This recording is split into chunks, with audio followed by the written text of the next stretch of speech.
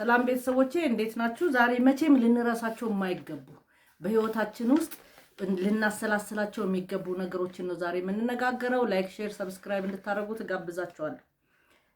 መጀመሪያ ላይ ራስህን ልታስበው የሚገባው ለራስህ አሳቢ ራስህንና ሌላ ሰው እንዲያስብልህ አትፈልግ።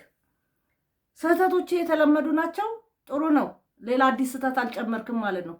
ስለዚህ ከዛ ስህተት ለመውጣት ጥረት አድርግ። ለጓደኞች በጭራሽ ገንዘብ አታበድር። ምክንያቱም ገንዘብህንም እነሱንም ታጣለህ። ዛሬ ከባድ፣ ነገ ደግሞ ከባድ፣ ከነገ ወዲያ ደግሞ ቀላል ሊሆን እንደሚችል ልታስብ ይገባል። አንባቢ መሪ ናቸው። የእውቀት ስኬትም አለው። ስለዚህ ሁልጊዜ ማንበብ ይጠበቅብሃል። መማር ስታቆም ማደግ እንዳቆምክ ማወቅ አለብህ። ሁሉንም ገንዘብ ዛሬ አትጠቀምበት። ነገ ብዙ ተስፋ አለና። በጣም ስራ እንደበዛብህ ለምትወዳቸው ሰዎች አትንገር። ምክንያቱም እነሱ ስለሚወዱ ይጨነቁልሃል። ማንም ሰው ከድሃ ጋር አብሮ መቀመጥ ስለማይፈልግ ገንዘብ የምታገኝበት ገቢህን የምትጨምርበትን ስራ ፈልገህ በደንብ ስራ። ሌሎችን በስህተታቸው አትውቀስ። ሌሎችን ለስህተትህ አትውቀስ። ምክንያቱም ስህተቱን ያመጣኸው ራስህ ነህና።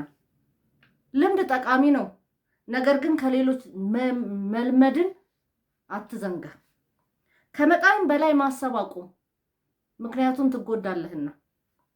የሚጠብቁህን ኑር፣ ነገር ግን ለራስ ታማኝ ሁን። እንደተጠበቅ ኤክስፔክት እንደተደረከው ሆነ ተገኝ ማለት ነው።